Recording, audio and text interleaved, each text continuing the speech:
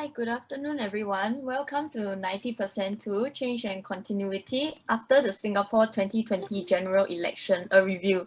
So this event is meant to be a continuation of the previous 90% episode where we explored the immediate aftermath of the elections and the slew of the elections campaigns. Since then, there's been many interesting developments, from the free rider narrative propagated by the Prime Minister all the way to the most recent transgender issue in MOE.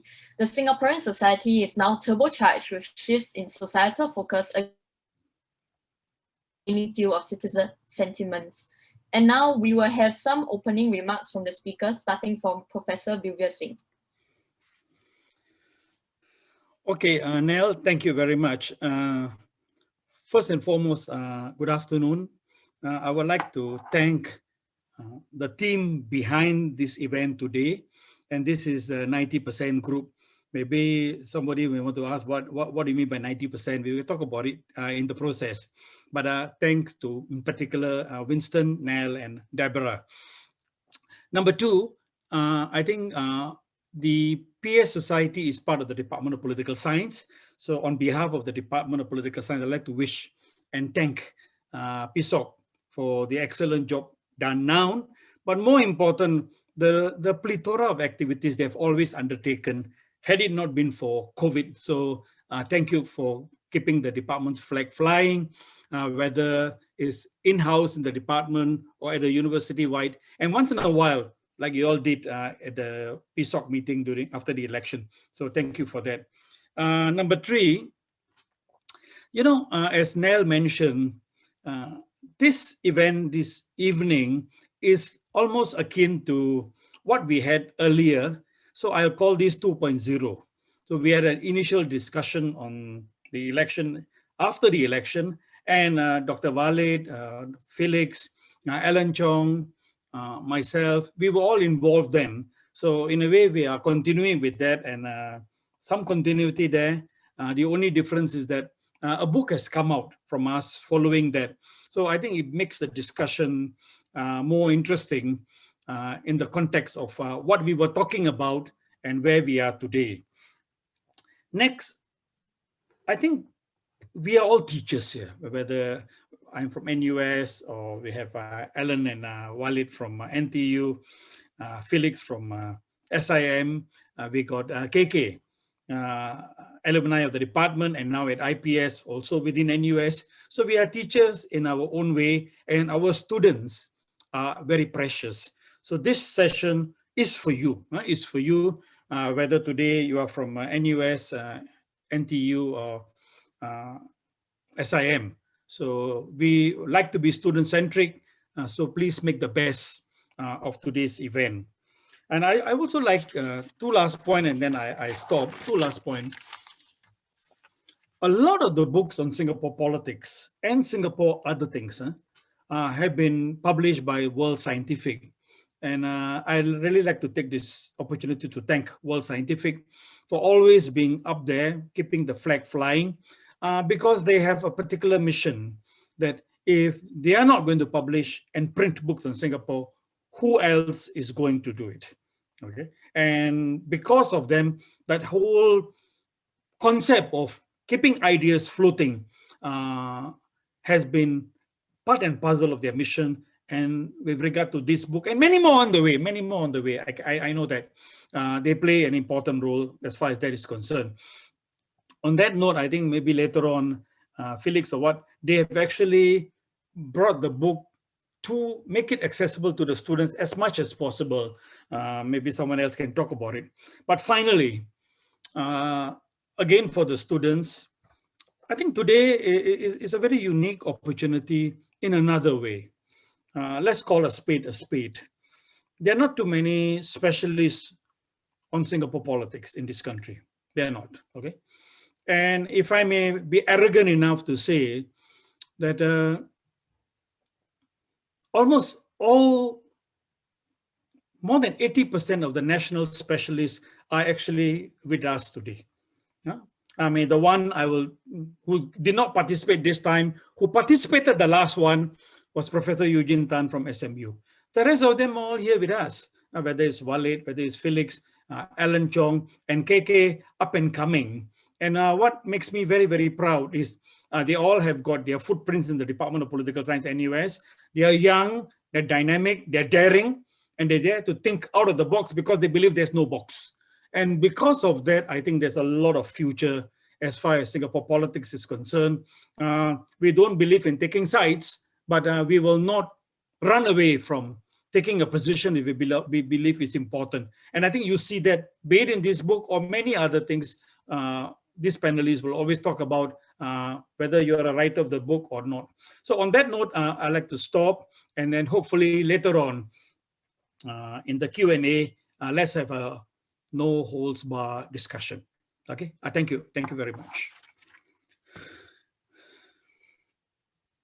So Nell, I have passed back to you. You want to get the next one on? Yeah. Okay, so for the next speaker, we would like to hear from Prof. Walid. Okay, hello everyone. Nell, you can hear me, right? Yep. Right. Okay. So thank you so much, everyone, for being here, and thanks for the invite. And I was very heartened to hear Prof. Singh's opening remarks. It's not often that I'm referred to as young in the presence of undergrad. So I'll take that. So today I want to be honest first and foremost. I will not do the heavy lifting. I'll leave that to Prof. Alan Chong and Dr. Teo and Dr. Felix Tan. And I am here basically just to sell the book, okay? So any profundity is incidental and accidental from what I'm going to say. The profound analysis will be given by them. So our book actually comes together with 3 other books, and suddenly there was a flurry of books on Singapore politics. PAP versus PAP by Charan George and Donna Low, Bertha Hansen's Fair or Foul, and also an interesting one, also published by World Scientific, Yi Zhenzhong's Journey in Blue. And the fact that all 4 books at different points in time have gotten on the, including ours, have gotten on the Straits Times bestseller list shows that there is indeed an appetite for the study of Singapore politics, right? And I would recommend everyone to buy all 4 books. But if you could only buy one, obviously this is the one, and I'll tell you what is different, our book versus the others, which are great books in their own right. I think ours discusses the history of Singapore politics, and in specific to the election campaigns, and there are some hard-hitting analysis, I would say, and we project to the future as well. And I think the other books, they do a little bit of, maybe each book does one aspect, but ours, I would say, is more, provides a fuller picture of Singapore politics, past, present, and future. So for instance, one of the sassy lines in the book, right, this is on page 153, it says that one could very well say that the voters of Sengkang were given a choice between the politics of hope and the politics of fear, and they chose the former. And I think that is not only a statement about the present of Singapore politics, but the future for the PAP. Whether they give younger Singaporeans, but also older Singaporeans, it's not just younger Singaporeans, a choice between the politics of hope or the politics of fear. And I just want to talk about two main things. One is what next for the PAP, right? And I really hope that the PAP will not look at the election and then just say, oh, we need to do more IG videos, Instagram videos, and we need to do more TikTok videos. And I hope they will not just say that it is all about communication. Communication is important, is an extremely important part, and I think they were lagging in the Instagram game, and they should come on my show. But it's not just that. It's not just about Instagram or TikTok, but it's also about what is being communicated. For instance, the Raisa Han statement, that wasn't a failure in communication. It was communicated exactly the way it was intended to be communicated. The failure was the politics of it and the misreading of the ground, something which have worked in the past for various reasons. Maybe there is a generational shift, maybe, but also maybe because the older PAP leaders had more credibility or latitude. Singaporeans gave them more latitude to get away with these kinds of tactics, maybe, and that's something we can explore. So communication is important, but it's not the be all and all. It's not all about communication. That's the first thing. And second thing is my pet topic, which is race in politics. What do we do from here? What's the relevance of race-based institutions, which we discuss as well in the book? The GRCs, many minorities led GRCs and won. Is it still relevant? I think it is, but I'm open to the idea that it may no longer be as relevant as before. What about the harsh approach towards race activism, which has been a trademark of the PAP, right? And we can see this with regards to race activists that have often incurred the wrath of the state. And if you notice, right after the election, there have been some statements by senior PAP leaders to suggest that this approach is a bit outdated, the harsh approach. Now, it hasn't translated into policies yet, but there has been positive rhetoric, and we'll see how that goes, whether it remains as rhetoric or whether it will be translated. So, in conclusion, buy the book, and I'll be happy to answer any questions later on. Thank you, Nell. Thank you. Thanks, Prof. Walid. Now we'll be moving on to Prof. Felix. Hi, good afternoon, everyone, and thank you very much for this event, for inviting me to this event, and welcome to all those participants in here as well. Now, I think Prof Singh has already mentioned about the book, and also Prof Walid here have already mentioned about the book as well. So I won't say so much about about the book, because I think later on there will be lots more to talk about, and I'm sure the question will be hard and fast as well. But when Walid pointed out whether the PAP might not venture into TikTok, don't be too sure. They tend to jump on bandwagons like this all the time, and it's very reactive. And I think that was what happened during the election. They were very reactive to a lot of things. It seems that they do not have a very long-term strategy, but I'll just stop there. So, but the thing is that I want to talk about this, that it's what happens after the GE 2020. And I think that is something that we should continue to look at. The book itself talks about the election per se, but have all those issues that we have raised been resolved or in the process of being resolved? I think Walid mentioned a few things about race. Gender is another one that Nell sort of brought it up as well. But three broad areas that I think in the next 5 years that we should watch out for. Firstly, is the changing social political landscape that we are entering into. This is the 21st century. And if you look around us, it has changed very dramatically over the years. And I mean, I wouldn't say the older generation are disappearing, but things are changing, all right? And people are more and more educated, not just locally, but also overseas. And with the influx of a lot of information coming through internet sources or even the news sources, our minds are much broader, and that will affect how society reacts and how society change according to the situation. And that is the changing social political landscape. How we vote, how we think, how we think will affect how we vote as well. And I think you can see from this particular election, in Sengkang, there are lots to talk about. The second thing I want to talk about is that, in the coming 5 years, is whether the PAP has continued with its faux pas. And it seems to be making a lot of more mistakes this time round. And you can see you have the Ivan Lim saga. Then after that, you had the Raisa Khan's case where they reacted against her. And then, of course, post-GE, you had free rider comments from Lee Hsien Loong, no less, and which kind of really pissed quite a fair bit of people. I don't think that's how you get voters to be on your side. You don't call people free riders. And so that's a huge faux pas. I think they will remember it, in history books, that the PAP call opposition voters or younger voters free riders. I don't think name calling is going to be something that we are looking forward to. And another faux pas that we see is the Trace Together app. Obviously the Trace Together app, it's a complete and utter failure because there's on so many different levels. Firstly, are you saying that your members of parliament are not helping one another out, so there's no teamwork? That's one.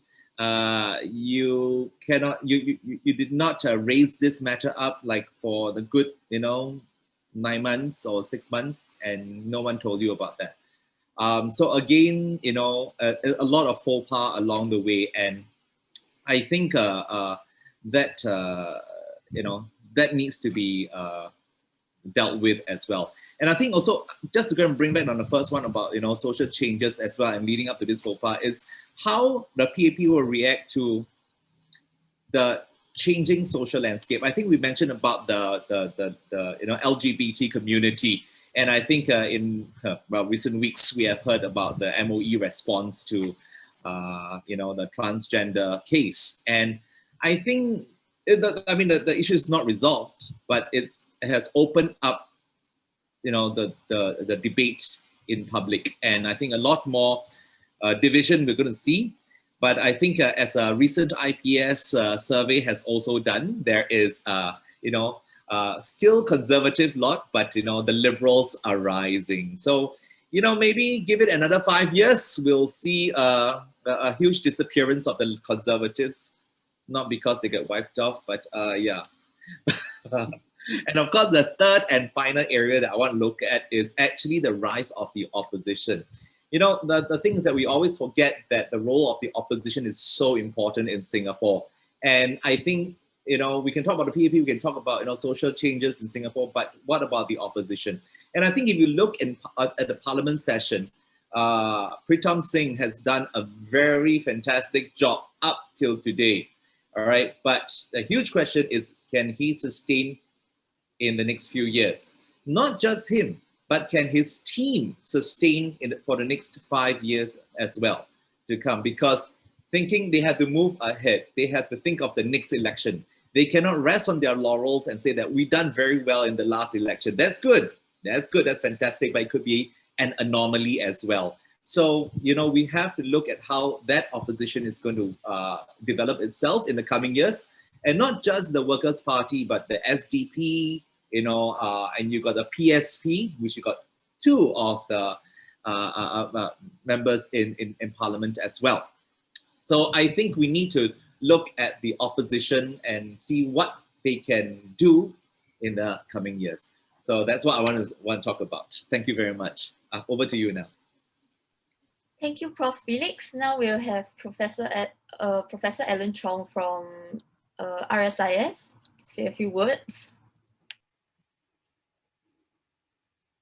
Okay, thank you, Nell. I hope I'm loud enough. Yes. Okay, thank you.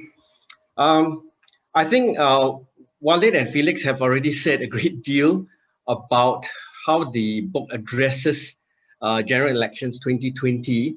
I just want to draw some general points that I think would complement their comments by drawing out some trans-historical analysis out of the book.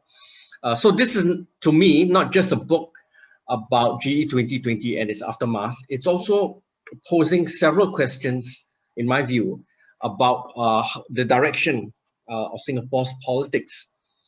Now, those of you who have studied Singapore politics, either at NUS or in some other courses, might find the front part of the book rather heavy going and repetitive. But I draw the question of the historical approach to the study of Singapore's politics out of that front section. There's a lot of history telling, no doubt about it. And you can see this in terms of a structural question that's being posed by the authors. Is Singapore destined to be permanently frozen in the framework of a dominant party democracy? All right. So I'll throw that question out there. And it seems like 2020 is taking off, the election results that is taking off from where 2011 left off. Okay, the incremental erosion of a one-party dominant democracy. So that's, I think, a structural question that the front part of the book alludes to. Because the standard trope in Singapore, in the study of Singapore's politics, is that it's, this dominant party system. How long is it going to last? What are its strengths? And what are its strengths going forward forever? So this book actually constructively raises questions as to whether this frame continues to be relevant at all. All right. And what I also find fascinating in this historical front part of the book is something that most historians, and I should say history students, and I'm sure there are many of you in the audience today, would be familiar with, is history being authored by great men doing great deeds. All right, I should also abridge that slightly. Great men and women doing great deeds. You can tell the story of the PAP's electoral success in that way. There's no doubt about it. You can produce a very gripping narrative. But what has happened in terms of what GE 2020 has revealed? Are there enough great personalities in the PAP to continue to anchor its relevance in the perception of Singaporeans, regardless of generational differences and so on? Okay, let me throw that out. Now, that's my first big point, looking at history. Now, the second big point I want to raise out of this book is this idea of what I call the youth quake. And this is something that you see across the board around the world. All right, it's not just Singapore. You look at what's happening with this so-called Milk Tea Alliance, linking Hong Kong protests, Thailand's protests, and protesters in Taiwan. Okay, the young people are agitating. They want to see a future that is hospitable towards their interests, towards their values, towards their expectations. And you talk about Generation Y, Z, and so on and so forth. It's upon us, all right? And it is clear, I'm not making significant departures here. Even Lawrence Wong admitted in his official post-mortem for the PAP after the GE 2020, he said that the youth was somewhat turned off by the PAP's messaging. All right, so this is what I call the youth quake. It is hard to perhaps completely discern what this Generation Y and Generation Z want. Okay, and these could be not just the millennials, it could be people who are just coming out in the world, people like yourselves. And most of you, even pre-COVID-19, are well-traveled. And I've wrapped my mind around the fact that nowadays, if you are an undergraduate and you haven't done some kind of overseas internship, your chances of getting a good job at an expected starting pay are quite dim, all right? So in that sense, you are forced by the nature of the globalized job market to travel and see the world and to compare what you see around the world with Singapore. And in that sense, young voters cannot be boxed up by either the ruling party or the opposition to say, oh, they are like that, therefore our manifesto must be tailored to their needs. Now, there's one party which a lot of people laughed at, and they did not treat them seriously, meaning both the WP, PSP, and the PAP as well, is the Red Dot United Party. Now, that one, of course, was considered a negligible actor. Even if you do content analysis of the Straits Times coverage of that party, they were negligible, all right, in terms of newsprint. But I see that as actually a manifestation of what this youth quake is all about. They're actually concerned with environmental causes, with climate change, not just with bread and butter, And of course, on top of that, with human rights. And I'm glad Felix raised this issue of the LGBTQ issues, the idea that voters cannot be bullied, okay, through harsh language and so on. So in this sense, we are entering a new era. Again, I can't tell you the precise date of the start of this new era, but if you look at GE 2020, it's a continuation of the result that we saw in GE 2011. GE 2015, of course, to me, is an aberration. So I'll just leave it there, and I'm sure a lot of you will come up with lots of questions to pursue this point later. Finally, the notion of crisis. I noticed, and this is just, you know, a little bit of weak criticism of the book. I would have thought that the book ought to have dramatized the idea that this was a crisis election that tested everybody participating in the hustings. Now, during a crisis, the standard trope was to assume that voters would take the flight to safety, i.e. vote PAP, just like in 2015. But it didn't happen, all right? So what is a crisis for? It is a crisis for reflection. It is a crisis for opportunity. So in this sense, I think the PAP got it somewhat wrong to assume, and I've just been looking at my news clippings from the GE period. Every other page assumed that the PAP was stewarding Singapore through COVID-19, you know, in a good way. But to be fair, the opposition did raise, including the WP. If you look at the carefully couched statements, they, you know, all of them suggested that perhaps this government ought to have forced everybody to wear masks right from the start, whether people were sick or not. Just wear masks. And let me weave in a small anecdote here. A very senior Vietnamese colleague of mine collaborated in a recent book, was saying, without trying to put Singapore down, he was just surprised. You know, this was in March, that the government did not say everybody should wear masks in a mandatory way.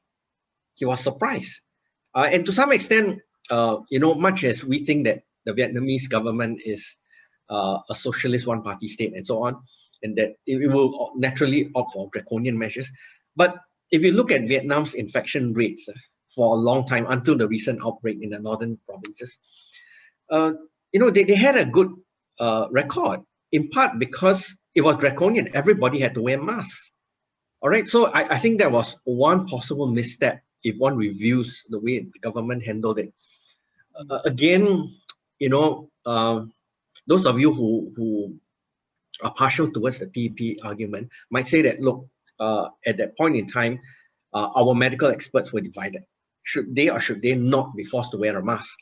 And so on. But I think mask wearing does help, because you're talking about ensuring that people who are silent carriers, all right, do not spread it, and so on. And of course, you know, you can talk about the foreign worker dormitory issue. Now, there's no hiding of that, okay? Why did it happen? I think what was not sufficiently done after the Little India riot of 2015 contributed to it. Because if you look at the Committee of Inquiry report coming out of the 2015 incident, it was clearly identified by the committee report that living conditions were part of the cause for people rioting. Now, if you sort out living conditions, surely you could have prevented some of the infections within the dorms. So I leave it there. And finally, I think the opposition took the PAP to task over the very quick establishing of green lanes for travel and so on.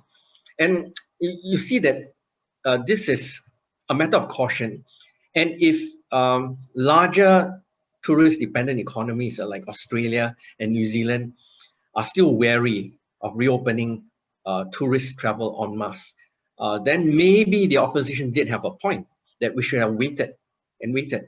And okay, you know, some of you may have experience in the air travel industry. You may have your alternative views about keeping SIA afloat. I would think that, you know, air cargo could save our homegrown airlines for some time. All right, if you look at the normality, okay, that you see in the supermarkets and in all kinds of essential retail today, it is possible because air cargo is near normal. All right, and passenger planes with seats can be quickly, you know, as far as I can understand it, refitted to carry more cargo. All right, I'll leave it there. Thank you. All right, thank you, Professor Ellen Chong, for your very insightful comments, especially about the youth quake. Now we'll be moving on to Dr. Teo Kay Key. Hi, can everybody hear me? Yes, KK, thank you. Okay, thank you. So good afternoon, everyone. Thank you, Prof. Bilveer and the organizing committee for inviting me. So I think we are on very good ground today because the book that we are here for today provides a very good summary of what transpired during G2020. But I would also like to give a little bit of context about voter sentiments and what they mean to Singapore, which might help to give a bit more context to the analysis that the three authors presented in the book. So in the post-election survey that the Institute of Policy Studies conducted, we saw that there were a few aspects of candidates and political parties that voters prefer. So the top 6 were honesty, fair person, hardworking and committed, efficient, can understand people, and can reflect people's views. So only after these aspects were fulfilled, then they look at things like grassroots experience, credentials, being an eloquent speaker, and candidate's party. So given that the survey did not ask about the Ivan Lim or Raisa Khan incidents directly, I think this particular result can be used as a proxy to understand why voters rejected one and accepted the other. And if we look further back in history, the top 6 traits for candidates have not changed since 2006. What we saw was a change was that there have been increases in people saying that these 6 are very important compared to 2015. In particular, honesty, fairness, can understand people and can reflect people's views were particularly important for people below 55 years old. And this is the electorate that we will be seeing voting in elections in the next few decades. So I think it's important to highlight that we are seeing a stronger preference for candidate integrity and the ability to connect. So if the candidates from the PAP are able to meet these criteria, then very well, they are likely to perform quite well. But it will also mean that candidates with these qualities, not from the PAP, can also gain popularity, as we have seen this time with the WP and some PSP and SDP candidates particularly. And with these types of preferred candidate quality, I think it's not a reach to say that voters also want to see a government with such qualities. And that would be a very important point to note, especially when we look at the current context. And realistically speaking, the PAP is likely to form the government in the foreseeable future, or at least the next 2 elections. So voters want a government that's efficient and can deliver promises, but they also want these things from a government they can trust. Currently, Singaporeans do have very high levels of trust in government. We can see it from many different survey findings. But there have been recent incidents that have affected people's trust levels, and what was already mentioned just now by Dr. Felix, the Trace Together saga. So the government has tried to explain in Parliament and even produce a bill to sort of rectify the damages. And it also signifies that they recognize certain concerns that have been put forth. But if more of such incidents happen, I think we are likely to see these high levels of trust in government institutions eventually dropping, whether more or less. I think if these incidents continue, we might start seeing them drop at whatever level. Also, we need to consider people who are not fully supportive of either the PAP or any opposition party, and who are likely to become what we call the swing voters. So in my PhD thesis, I actually examined this particular group of people. I called them the lukewarm voters. Essentially, these are the people who sound unhappy with the government, but ended up voting for the PAP when elections come around. I'm sure we know a lot of these people personally, right? So the supporters that I've looked at were younger and university education, because this group is where, based on academic literature, most likely to produce voices asking for diversity and representation and translate that into votes. And the types of candidates they want to see are very similar to what the IPS survey has found. However, at the time of research, they continued sticking with the PAP because they wanted to keep their current stability in life, not because they were fully happy with its performance. So for voters like this, they do hold a bias towards the status quo. And it means that for them, right, voting for an opposition party will require not just a pull, but also a push away from the PAP. And if we look back to the IPS survey findings, the credibility rankings of the different parties, the PAP is ranked highly by people who are older than 55, have PSLE and below education, and females.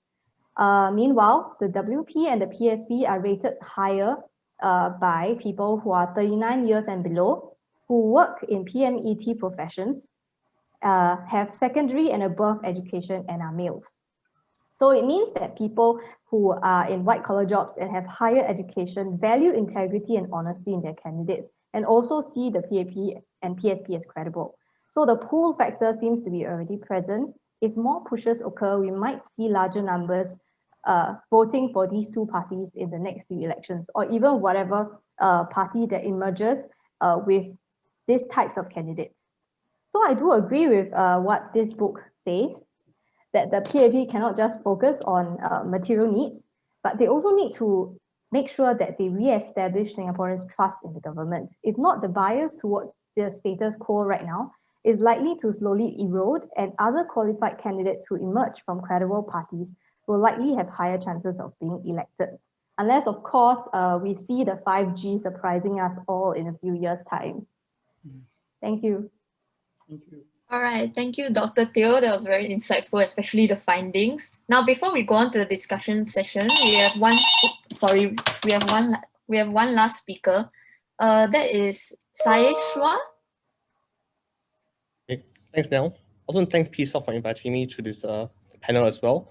So I think it'd be quite weird to see me here because we got 5 very smart individuals and then I'm here. But I was hoping to at least provide a different perspective to the overall discussion, especially that of a youth perspective. So I'm the Vice President for the NUS Political Association. And based on the different things that we've done so far, I think we'll have a good representation and a sense of the kinds of things that youths are interested in NUS and Singapore at large. So NUSPA is the leading student political association in Singapore, and we really aim to foster greater political awareness and active citizenry. So one way we're doing this is through the Varsity Voices initiative. So we're working together with SMUA Political Society and NTU Current Affairs Society to really create this bigger network to connect youths together and to really discuss political topics and current affairs. So I think if you want to find out more, you can always follow our Instagram, social media pages. And also, as what Professor Alan Chong was saying earlier about the Youth Quake, I think G 2020 has really shown that youths actually care about politics much more than maybe 5-6 years ago. And the way in which youths engage in politics has changed as well. I have a lot of friends during the G 2020 period. For the first time ever, they started talking about politics with me. So when I asked them, so how do you find out about this? Or they'll say, oh, I saw this meme. So that is how people are getting information and actually learning about things. I think I was making a joke about how MemeDev, the MemeDev meme page, has more followers than MemeDev. So it really shows how memes and such forms of media can connect with youths. And that is how youths get the information and how they engage in politics. And I think as a result, we can also see a lot of PEP candidates and PEP individuals changing their approach to the social media game, really trying to up their Instagram game as well. So I think that is something that NUSPA is trying to focus on and trying to identify ways in which we can connect with youths and really create platforms for active political discussions. So about 2 weeks ago, we had a forum with Minister of State Sun Xueling on gender development and women's development. So I think it was quite an interesting forum in which we were actually able to get thoughts from different youths from across the various institutions in Singapore on how the state of gender equality in Singapore can more be done to promote women's development. What role should the government play? I think in the session also we had AWARE President Margaret Thomas, and if you guys know her, she's really outspoken, she's really risque in the types of things that she's willing to touch. So it's a really interesting conversation, and we're trying to promote more of such conversations as well. Then just last week, we had another forum with Minister of State Alvin Tan on the state of internet and politics. So Minister of State Alvin Tan together with Dr. Natalie Pang from the CNM department here in NUS. So that forum was much more about the state of social media, how has social media evolved, and the tactics that are being used to stop the spread of fake news. And I think that's an issue that's very close to the heart of many youths in Singapore, and that is something that NUSPA is trying to push for more as well. Then just one final thing that I want to talk about is NUSPA's feedback unit. So I'm sending a link in the chat for a recent survey that NUSPA just finished. So this is a sneak peek. It's the first time we're releasing the results.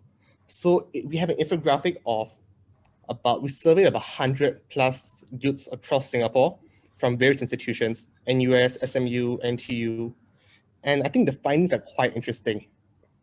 So when we asked them what the biggest concern for Singapore was in a post-COVID environment, as expected, job security is the most important one. After that, it's followed by how we can support households and to lower inequality. But the third one was mental health. So it really shows the type of issues that youths are really passionate about. On a global stage, the most important was climate change. Second was about diversity and inclusivity. And third was about political differences. I think a lot of this was also shaped by the recent situation going on in the US and the type of conversations that were being generated as well.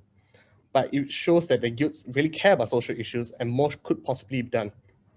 But the one that fascinated me the most is the last section of the infographic, the areas where youths want to engage in much more discussions on. The first of that was mental health, the second was social inclusion, third was jobs, and fourth was climate change. And looking at the first two, mental health and social inclusion, I think both of these tie quite nicely with the recent transgender saga that's going on in MOE, where MOE is sort of trying to step back a bit and not really talk about this issue upfront. But as we know, trans individuals have a very high depression rate and suicide rate. And the MOE's unwillingness to really confront this issue firsthand shows the sort of disconnect that they have. And also in terms of topics of race, how during G2020 has shown, as this book tells quite well, how issues of race and the PEP as a whole is not as willing to confront them. And they're really trying to sidestep the conversation as well. But youths care about these issues. If those in power refuse to confront these issues and talk about them, we could see the tidal wave change in the future. I mean, that's what I think. But that is something that we should really consider. And so I think just to end off, the most important thing is that we should ask the youths what they care about. We can't just assume. G2020 has shown that youths care about politics. They care about their future. And I think they don't want to be told what to do anymore. So in order for Singapore as a society to progress, we have to talk to youths. I'm doing my part here in NUSPA, but everyone here else, the audience, the panelists, can also do their part. Thank you. Back to you, Nell. Thank you, Saish. Very, very insightful. Now, before we go on, I think I would like to introduce myself. I forgot to introduce myself earlier. So I'm Nell, the moderator. I think most of us here know me from the previous episode of 90%. And now I'm here as a panelist turned moderator. So I was actually an on-the-ground correspondent covering GE 2020, and I had interviewed quite a few academics and politicians. It was a very different experience connecting with people on the ground rather than, just having my lackeys gather data for me and do the surveys and then be completely disconnected, right? Yes. Okay, so going on, before we continue with the session, I would like to introduce Winston, our founder of 90%, and Deborah, who is our chat moderator. Yeah. Okay, so now before we start the discussion session, we need to run through some ground rules first. So Zoom etiquette, basically, please be respectful. Please do not divulge any information which has been supplied to you in the email, including any passcodes to this meeting, as this is a closed door event. So to raise questions, please use the raise hand function on Zoom. You may only begin speaking once I call upon you. You may respond to any points raised by any member of the panel and the audience. For audience engagements, members of the panel may ask students to respond. Please keep your points short and succinct so that other members of the audience or panel may speak in response. Please refrain from introducing any obscene or inappropriate materials into the event, spoken or otherwise. Members of the panel and the audience reserve the right to not answer any questions should they deem it necessary. Please do not put pressure on any member of the panel.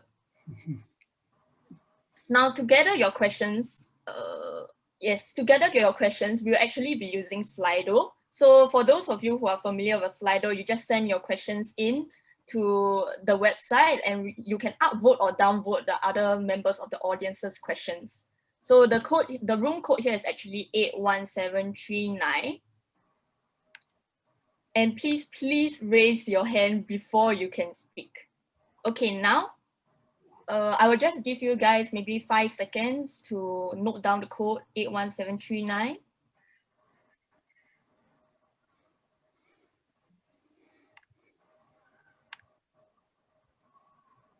All right, okay, now we will start with our discussion session. I'll be providing an opening question to warm the floor, and this first question goes to Professor KK. So what are the major challenges that the PAP now faces 1 year after the general elections internally? I think this is something that Fayaz on Slido, it has been a very popular question. His question was specifically, does the panel think that internal schisms within the PAP are likely to develop in the coming future? Dr. Teo, pass to you. Hi. I can be heard, right? So the major challenges and whether there are major chasms that we're going to see. Well, I think externally, we do see that there's a very uniform answer when it comes to the issue about leadership, right? And I think that that's the main concern that many of us are looking at when we think about the PAP and whether there will be a chasm, because if there's a chasm, it means that there's an alternative leader or more than one alternative leaders coming up, and they have enough of a following to actually get their way or to demand certain things. So I think internally it is possible that they might have issues with each other, but I think the PAP has traditionally been a very united kind of party when they present themselves externally. So that is something that we need to also take into account, because if they present themselves very with a united front externally, it means that whatever kind of internal chasms that may actually be happening, it will not be shown to the public that directly. The only most obvious sign would be if someone starts to, people start to leave the party, or especially prominent people start leaving the party. So in that sense, I cannot really be a fortune teller because I'm not in the internal workings of the PAP to understand that. But I would say that if we don't see major party members leaving or like an exodus being reported, then it's likely that they are able to resolve the chasms within themselves internally. Whether it's well or not, then we'll see in the next few years, clearly. Thanks. Okay, I think just to add on to Dr. Teo's point, even though perhaps we would like to bring out the point that even though there might be a small split or fracture in the PAP itself, which might not be significant or problematic enough to lead people from leaving, right? So are there any knowing signs other than prominent people leaving? For example, maybe I would like to reference probably Heng Swee Keat's East Coast Plan. He was very disheveled and he did not seem to have confidence at that point in time in what he was talking about. So any other professors or a member of audience, if you all want to send your opinions, you can send it through Slido as well.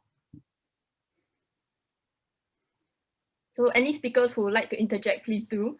Nell, can I come in? Oh, Nell? Okay, Prof. Walid first, then Prof. Singh. Okay. It's okay. Let my guru go first. Okay. Go ahead. All right. Okay. So one thing, I think KK expressed it very eloquently. Maybe I can just add a little bit. The issue with the PAP is a cadre party. So the PAP chooses its members. The CEC, basically the Central Executive Committee, chooses its members, and the Prime Minister literally gets to choose all the candidates. I mean, partly because of the cadre party and partly because of the small size of the country. So it's not that there cannot be any schism within the party. I'm just saying if the schism occurs, it won't be along ideological lines per se, because ideologically they are gonna be quite similar. So people sometimes they have fantasies about who SM Taman is, for instance, I think. And I think ultimately that is a fantasy because ideologically they may differ here and there, but ultimately they are all roughly similar ideologically. Now, are there any telltale signs? So ideologically, it's unlikely that they would split. There may be a possibility, but it's unlikely. Then after that, it's about personal interest, right? It's about going for the main prize, right? And I'm sure any politician worth his or her salt would want the premiership. So anybody who says that, oh, I have no interest to become the number one in the party, for me, they shouldn't be in the party. Honestly, so it wouldn't be a surprise if there are other people who also desire that number one position. I think some of the telltale signs, for instance, the press conference right after the GE, right? And PM Lee was asked whether it's confirmed 100% that DPM Heng will still be the anointed one. And he passed the question to Minister Chan. And Minister Chan Chun Sing could just have said unequivocally, yes. End of discussion. But he didn't. He didn't. He said that's not what we are focused about. When all these years, we have been told the number one thing that matters the most for Singapore is PAP's leadership. So it's impossible that wasn't a focus of the... So that was an opportunity that was given and it was thrown. So maybe there are some hints at this. Now, having said that, ultimately, splits occur when elites smell that there is a possibility of winning outside the party. So as long as the ground is not sweet enough, there will not be any splits, right? So it's true that, for instance, Mahathir defecting from UMNO caused the victory. But Mahathir wouldn't have defected from UMNO if the ground wasn't sweet enough for him to get that victory. So elite defection is both an effect and a cause of opposition victory. Or of opposition support, rather. It's a cause and an effect of support for the opposition. So at the moment, I think talk of elite splits, unfortunately, are not really grounded in reality, even though there will be some tensions for sure, but I won't say schism would be the right word to describe it. That's all I have to say. If I may just join in, I think what KK and what Walid have said, I think you are right on. There are a few things which are basic, which are ground rules. One, I think the cadre party. Two, the ideology. I think as far as these things are concerned, and then the power of the SG, the Secretary General, who is also at the same time the Prime Minister, all this makes almost next to impossible for elite fragmentation to be demonstrable in our setting. You cannot see them. Even if there are differences, you cannot see that for the simple reason the cost is just too high. That's one. But number two, I think what Nell is asking, and I think KK and Walid have responded, is this issue of elite fragmentation. Elite fragmentation in a one-party dominant state is usually the way you see how these parties disappear and dissipate. Because we are small, one. Number two, don't forget, the PAP's dominance is still almost absolute, 90% after 60 years.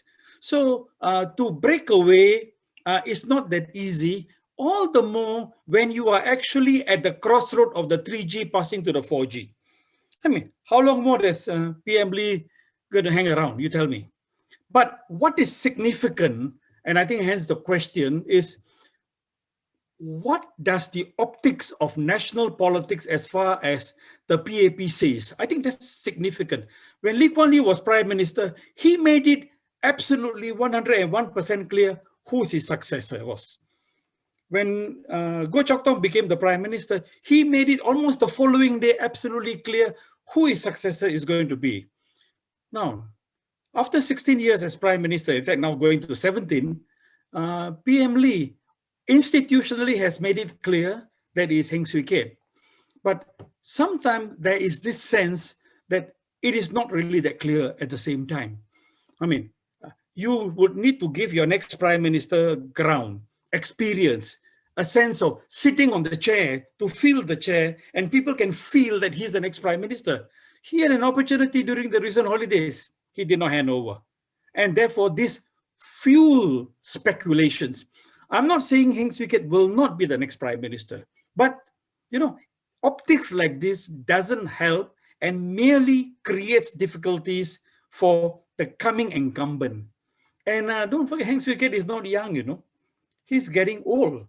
There are the difference between Heng Swee Keat and Tharman and Shanmugam is just 2 or 3 years, 3 years the most. Some people can easily argue Heng Swee Keat actually is part of 3G. Just in the same way, Ishwaran, who entered politics in 97, is considered 4G. I mean, so these Gs, whether it's 3, 4, becomes difficult because the optics is not so clear. In fact, a much more significant question for me would be, because the PAP is so strong, we know the next government probably is going to come from them too, and probably the next one, unless something serious happens. Does it really matter at the moment? That's one. Does it really matter? Number 2, what will happen if the 4G is skipped into the 5G straight away? What are you going to do? And finally, why did PM decide to delay his stepping down?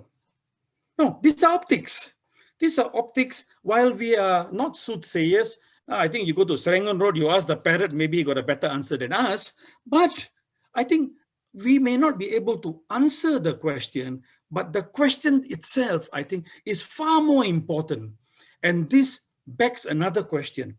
The moment you do not signal very clearly who is your successor, what does it do, 1, to the party, 2, to the party's position in the nation, 3, how does it help the opposition, and finally, how are people outside reading this party? I think these questions are all interrelated, but these are significant questions where we do not have answers, and hence, I think the question is something to be saluted.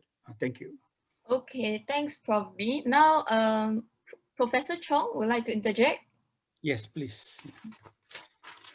Okay, I would like to play off what Felix said earlier in his remarks about all those recent issues which suggested that the PAP wasn't quite getting its act together. And trace together is, of course, one big issue. Why is it that the government appears not to have spoken within itself before announcing the rollout of the compulsory use of trace together? And I think, you know, the idea of a chasm is there. It's just that you cannot see it up front and in your face. It is there. You can see the telltale signs. On Trace Together, apparently, people on the task force have not consulted one another. They haven't communicated clearly to the elderly. Okay, and this is an issue that has been out there even in the forum pages. Yep. They haven't communicated to the elderly what on earth is this all about, or when they should go and queue up to get, you know, all those tokens. Not everyone is savvy enough to download the app. And then what happens if the app drains your battery? Do you know how to troubleshoot that?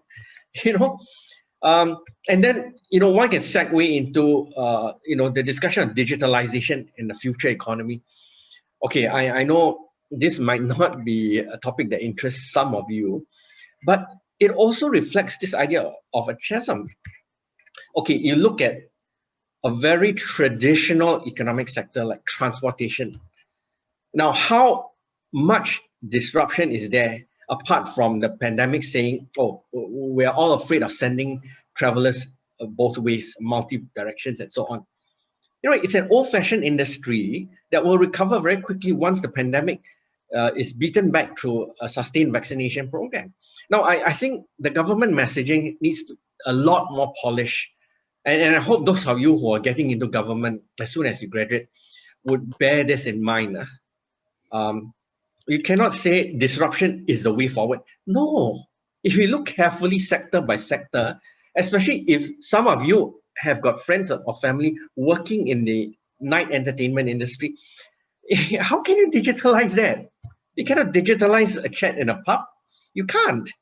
You know, if I spoke to you on Zoom, can that substitute for meeting one of us over a drink? No, you can't. So there are lots of these things that cannot be digitalized. And then you talk about the woes of the retail industry. Okay, I'm sure all of you have felt something, right? When Robinsons closed down. Oh, you cannot say that that's the fate of all retail if you don't digitalize. You cannot say that. All right. I think the government needs to be very clear. There are some industries that cannot digitalize, and those industries must be given life support for some time to come. And if you want tourists to come back, you cannot say we're completely digitalized. If we are completely digitalized, no one needs to come visit Singapore. They can visit it from the computer terminal somewhere else. All right, so I think there are all these mixed messaging issues. And I think one of you pointed out earlier, I think it was Walid, the post-election conference. My goodness. You know, it's like, you know, the day after, I believe it's the 1991 elections, when Lee Kuan Yew again hesitated, all right? He indicated before the 1991 elections, Goh Chok Tong was to be successor. Then he held back because the percentage wasn't what he expected. You know, so there are all these signs pointing to the fact that there is a chasm. And, you know, and I think Prof Singh made a very good point. If you had already signed into the party, you know, they had headhunted you 3 elections ago or something like that, why would you want to upset the apple cart? Because being within a hegemonic political party like the one that's ruling Singapore now, it's like joining the country club, you know, the country club of country clubs. Why would you want to upset the apple cart? So even if you don't get to the PM position, being an ordinary minister, I think is big bucks if you think about it. And then, okay, let's say you never make it beyond that ministerial position. The so-called after career of a PAP minister is actually a very nice, comfortable golden ticket. So why would you want to upset anything? All right. And you look at the so-called, those of you who study Japanese and to some extent Korean politics would understand this thing called the golden parachute. I think it's happening in Singapore. Because when the PAP says, oh, you know, we don't want to waste talent, people who have been ministers or, you know, held high appointment in the SAF, in SEDF, in the trade unions, all these have got tremendous utility in managing Singapore in going forward, even, you know, until they're in their 80s. So what's there, right, to gain by making the chasm openly visible? Okay, so you may grind your teeth, you may, you know, complain, backbite, but keep it together. I think that's what Prof Singh is saying. And, you know, going back to the country club analogy, membership has its privileges. All right, I'll stop there. Thank you. All right, thank you, Prof Chong. I can see that Prof Singh is just doing this. Okay, now let's explore a bit. Let's dive into a bit more of the internal conflicts of the PAP. So a very popular question by Ethan, and he says that while considering the importance of the opposition, would it be possible and likely for the progress of liberal policies / ideals to emerge from the PAP? So from this question, I think we are talking about conservative versus liberal sort of split here within the PAP. And something tells me that this sounds familiar. So any professor or any speaker would like to start first? Anyone? So let's have short and sharp answers so that we have more people joining the floor. Right? Okay, can I just go? Oh, Felix, go, please. I'll do a quick one. I think, you know, whether will the liberal views actually emerge from the PAP, it will take a lot for it to emerge because, like I think it was mentioned earlier as well, that there are lots of check and balances, lots of checks, not even balance, lots of checks within the PAP itself. And for someone to voice a very drastically different viewpoint or alternative enough viewpoints within the party itself would shake up the whole entire party.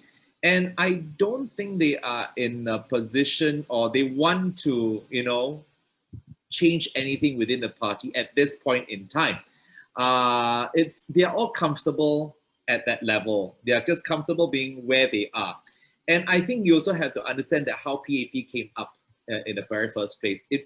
The target group, right, in the past, at least in the 80s and 70s, it was to target a certain group of people. And usually they are the conservatives and they are usually the, you know, the older generation, and that is their target group. And, you know, to them is that the younger people, Never mind, you wait for a while because you'll grow up and then you will understand why we think like that. When you have family and children, you will know already. So that is where they're looking at. You know, it's always this mindset that you will grow up. I don't have to target the younger people because you will learn your lesson, you get burnt. So I'm going to look after the older generation. I'm going to look after those conservative because they are my support base. And not that they won't care about the younger ones. It's just that they're not my top priority. So again, you know, to have liberal views, right? And that's why you see, even with the transgender issue this time around, they can't react because they do not know how to react.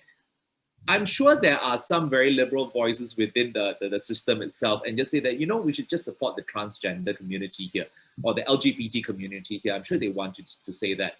But the policies wouldn't allow them to do that. The top hierarchy, the top management wouldn't allow them to do that. And within the system itself, wouldn't allow them to do that. So their hands are tied. And I wouldn't say there's nowhere to go, but you know, they have to think of a new way or think of new ways to change the conversation. And I think in history, it has almost reached that. For example, women's rights in Singapore. And I think that was raised by Aware many years ago, but for the Women's Charter. And I think, you know, even though there was a lot of, you know, people who didn't want to change, it eventually took on that sort of role and became an advocate for women's rights in Singapore. And I think that in itself is an advancement. But it took a very, very long time. So, you know, for something like that, for liberal views, not so much in the next two elections here. Can I now? Yes. Yeah, okay. So maybe I'll have the first disagreement of the evening, right? So I will disagree slightly with Felix. I actually think the PAP has no problem when we talk about being liberal and conservative. We have to specify which spheres of liberalism and conservatism are we talking about. I think the PAP has no problems being liberal or performatively liberal in the areas of climate change and mental health that Saishwar talked about easily. Tomorrow, in fact, we already see them moving towards them, or at least appropriating the language of mental health and climate change. Even LGBT issues, I would say. The PAP stance on gay marriage or Section 377A and even the transgender issue is not an ideological stance. And I think we cannot make the mistake to say that the PAP is inherently conservative on gender issues. But the PAP is definitely politically calculative on gender issues. So their Section 377A stance, it doesn't make anyone happy, but it doesn't anger conservatives and liberals enough for that to be the hill they die on. So that's why even the other opposition parties, this wasn't the main cause, because they know that the PAP stance is probably the electorally more sophisticated stance. Legally, it doesn't make sense having a law but not enforcing it, but politically, it makes perfect sense. And I am supremely confident the moment societal sentiments shift decisively in favor of the liberals, the PAP will go that way as well, because the PAP has no hard stance on gender issues. Now, when it comes to, for me, the real test of liberalism is not that. It's not climate change. It's not that. The real test of liberalism is when it comes to draconian laws, comes to Internal Security Act, it comes to the restrictions to freedom, and it comes to racial issues. On that, I think it will take on this, I agree with Felix, it will take a very, very long time, if ever, for the PAP to liberalize. So the PAP is more than happy to liberalize in some areas, and we must always look out for performative acts, performative political acts. Just on Walid, remember Batok dancing? Remember Batok dancing? It's okay for them in the right. Or casinos, yeah. It's a very pragmatic beast, you know. But you're right. On certain areas, they will not. And these are what I call, they will regard as existential threats to the PAP, you know. And they would like to hold on to the security aspects of politics.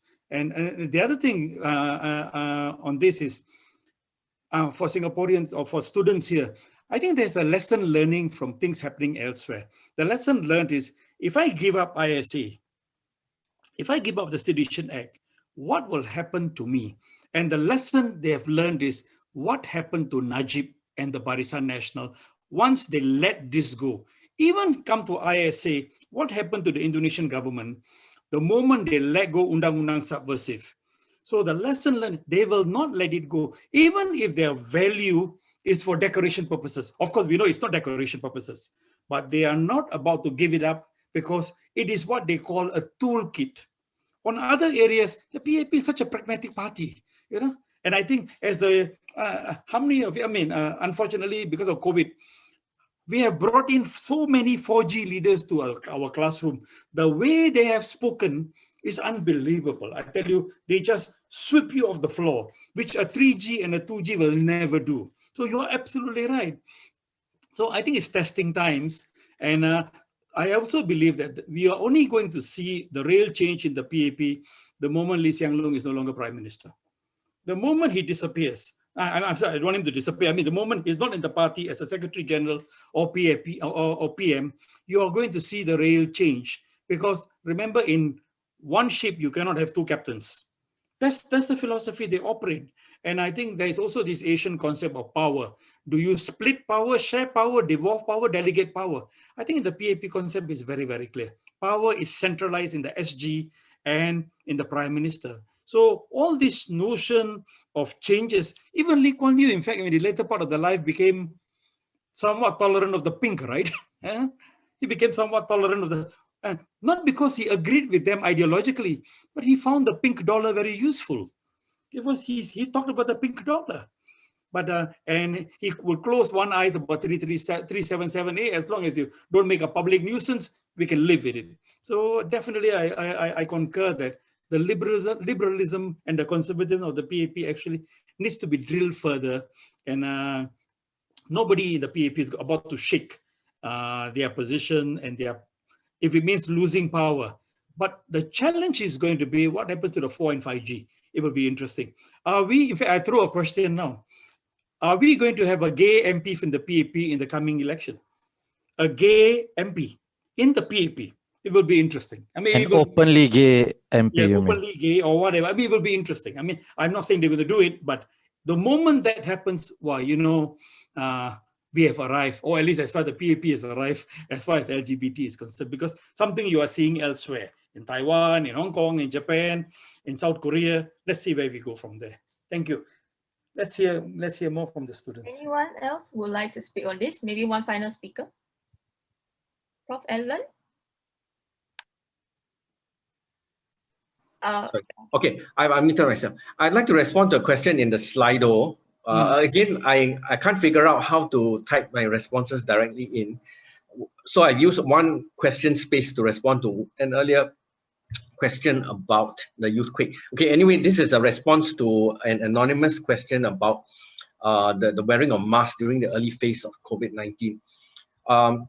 Again, you know, all right, you can say that I've been too quick on the gun by saying that, you know, it's draconian and it could create panic. But then this is where it goes back to what Bilveer, Walid, and Felix have been saying, you see. If you look at the political communication angle of the PAP, something's lost, you know. Something's completely lost. Why can't you get the whole cabinet to sing like an orchestra or to play like an orchestra? And those of you who are into music, the conductor is so important. All right, you cannot have everyone doing their own thing. So, you know, when it comes to that period of handling COVID-19, I think that the compulsory wearing of masks could be, you know, seconded with reassuring messages about how NTUC will have stocks ready in the warehouses for any eventuality. That came rather late, you know, after we saw scenes of panic buying of toilet paper. You know, it's sad, I thought, and then now traced together. Now, to this date, those of you who have elderly parents, you honestly conduct this survey at home. How many of them know when and where to collect those tokens? For my case, I had to actually visit the website several times to verify that it will be available, you know, on this date and that date. And then on top of that, I had to, you know, go and collect for them. You know, this is not a sign of good communication. So what's going on? And you know, I've already alluded to this thing about the digitalization as the future of the economy. You cannot. Okay, one reason why we will be important in ASEAN, and you must not forget, ASEAN is not a fully digitalized regional economy. We're not like United States, Canada, or Britain versus the EU. Most of our interactions with our ASEAN economies cannot be digital. In fact, I don't know how many of you will think this is pertinent, but it is pertinent, especially if you grow your careers in jobs that require you to interface with our ASEAN economies. You realize that they're not embracing digital the way Singapore is. So how do you deal with them? And let me go on and talk about this messaging about cashlessness. I don't know how many of you have heard reactions from people in their 40s about DBS's announcement, right? No more physical tokens. You want to log into an internet account, you must download the software on the phone. Now, you think of someone in their 50s, 60s. Are they proficient about troubleshooting these things? All right, and what if someone hacks into all these webs? And mind you, your mobile phone apps are completely hackable. All right, how do they troubleshoot these things? So, you know, DBS is the people's bank, you know, and this is where the PAP version 1.0 and 2.0 have gotten it right. Now, why do you feel you need to compete with the rest? So I think the messaging is again off. You know, it seems like even DBS cannot get its own act together. And at some point, if there's sufficient backlash online, they will backtrack. That's my guess. All right, thank you. Okay, one very, very quick final comment from Sayesh before we move on to the exciting topic of Chinese privilege. Okay, I think I just want to bring up this anecdote from Professor J. Kumar's new book. So I think he was talking about a cabinet meeting and one of the ministers proposed a policy to him. So I can't remember which minister it was. But then Lee Kuan Yew replied to him, if you show this to your mother, can your mother understand? It's as simple as that. I think that is what PAP has really faltered in a lot of times, especially with Trace Together, with digitalization. I mean, Professor Alan Chong seems to be really against it, but he's not really against digitalization. It's about the communication by the PAP and how we can adapt to it. So I think that is extremely pertinent. Whether the PAP can really simplify the policies and how they message it to the population. I mean, just based on the people in this group here, how many people in the audience as well has read the entire POFMA bill? I think barely anyone. But I think the PAP goes in expecting that everyone knows POFMA from end to end. That should not be the case. It's how exactly are they able to take this long bill, shorten it, get the key points out there, such that there's no confusion at all. With Trace Together, there were so many questions. So it really shows that there is a disconnect between the PAP and its constituents, and more should be done. Yeah, that's my point. Thanks. Back to you now. Okay, thank you very much, Sayesh. Your saying of nobody reads the POFMA bill kind of reminds me of our professors throwing us like 100-page reading, then never pull out any of the points, then we don't understand. Yeah. So anybody who can empathize with that, right? Yeah. Anyway, so moving on to the very interesting topic of Chinese privilege. I think we would like to start with Prof. Walid first, who had just had a tea session, a teh tarik session on the topic of Chinese privilege. And then after that, Sayesh will like add a few comments, and then the rest of us, majority race people, can, you know, add our own comments. Okay, Prof. Walid, take it away. But what's the question now? The question from Fayaz was to Prof. Walid. How do you think the concept of Chinese privilege will affect the PAP and future elections? And especially, I guess, given that there are so many Chinese MPs, right?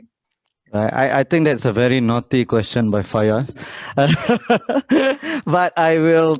Okay, so the thing is, I've made a vow sort of not to discuss Chinese privilege when there's no interlocutor, when Professor Daniel Goh is not here, or when Terence Chong is not here, and when Melin is not here, or when Alami is not here. Because then, if the moment I start speaking about Chinese privilege, generally everybody else would just, even if they disagree, they would be polite enough not to disagree publicly. Especially, I understand it's not easy for a Chinese person to disagree with the concept in public. So I won't really discuss the papers that I wrote or the rejoinder, but I'll discuss about the broader point, not even the term Chinese privilege. So the inconsistency, right? The idea that you can't have a non-Chinese prime minister because, and the issue is not a theoretical non-Chinese prime minister, which some people have said, oh, are we ready to have a female prime minister, for instance, right? For me, the comparison is not an apt one, because at the moment, that's not the issue for female representation. The issue for female representation, we don't even have enough ministers, female ministers. And there is not one amongst the female ministers that we have that we would say, oh, okay, this one is prime ministerial caliber. Maybe in the next generation, Gan Xiaohang is someone to look out for. I'm quite a fan of hers. Based on her parliamentary performances, I saw a few judging faces. It's okay. It's okay. I am quite a fan of hers. But at the moment, we don't have that. So I think the comparison is not apt. I think the idea that you already have somebody, SM Taman, who is heads and shoulders above everybody else, who is just 2 or 3 years older than DPM Heng. And the reason given explicitly by the government is because he's not Chinese, right? It goes against everything that they have stood for in terms of meritocracy, firstly. Secondly, since when is this a government that waits for public opinion rather than leads public opinion? This is a government that prides itself in leading, doing the right thing. And thirdly, even though the population was not ready or did not ask for a Malay president, the government went out of its way to give it to them. Literally, I knew 0 Malays who asked for a Malay president before the before the amendment was made. So there is some inconsistency in the PAP's approach. So that's on, and I think that's a terrible look. In fact, I would go one step further. If the PAP had announced SM Taman is the next PM, they would have gotten above 65% of the votes easily for me. Easily. And I cannot imagine that SM Taman going to East Coast and he would get only 53% of the votes. He would trash even Nicole Seah, as much as it pains me to say it. He would trash Nicole Seah, whoever it is, right? So the PAP needs to really relook that. And that's not about messaging. Again, that's not about messaging. That's about a philosophy. That's a political philosophy that needs to be corrected, not a messaging problem.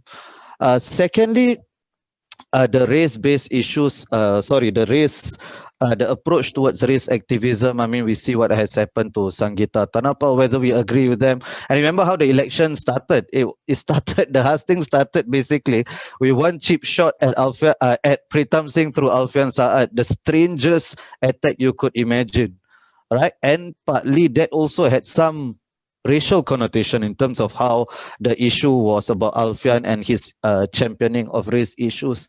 And we need to really, the PAP, I think, has to learn, and this is why I think they differ in terms of its LGBT approach and its race approach. I think in the LGBT approach, they are more willing to learn and they are more willing to accommodate, whereas the race issue for them, as Prof Singh said, is existential.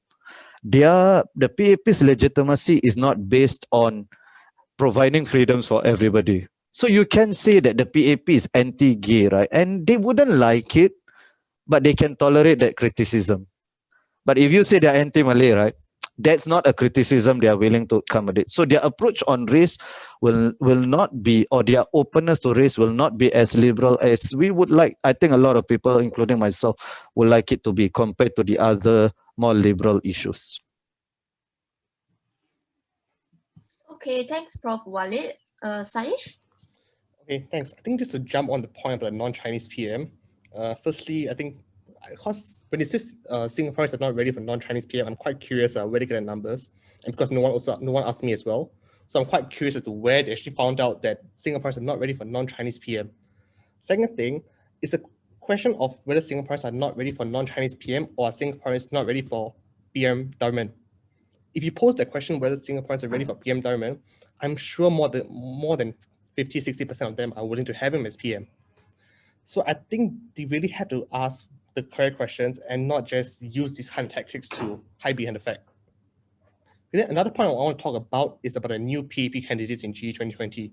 So when PAP announced their field of candidates, I'll admit I was quite annoyed. Not a single Indian in the 20+ people there. I mean, come on, you got Ivan Lim, no Indians? Are you sure about that? If you can find, how hard can it be? You got 4 or 5 years heads up to go out there and actually find Indian candidates. And also because in the 3G, most of them, K. Shanmugam, Iswaran, they're sort of phasing out eventually. So who is the future there? I'm sure Vikram Nair is there, SMS Janil is there, but there aren't that many. And how many Indian women do you have? Only Indrani Raja? Come on.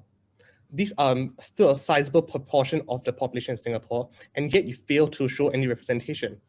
Are you saying that they don't matter? The voices aren't important? So these are the questions that PAP should be asking themselves, but I don't know if they are. And that, I think, comes nicely into the idea of Chinese privilege, whether the Chinese people in Singapore have a heads up. In representation, it shows a much more proportion of them in parliament than compared to the population. For me, Chinese privilege is a thing. I've experienced it before.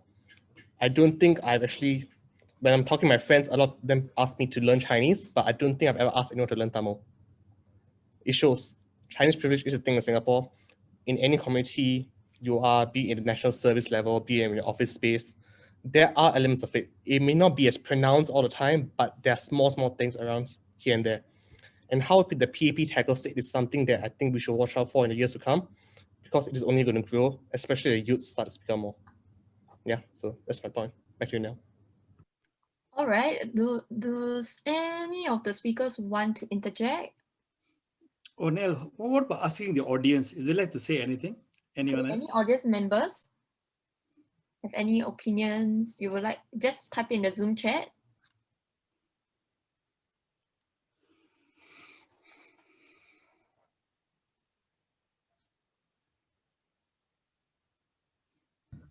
Meanwhile, can I just add one statement? I think the state has been incredibly restrained so far in this discussion on Chinese privilege. How long that will continue? They have not weighed in at all, which is good, but it's still surprising.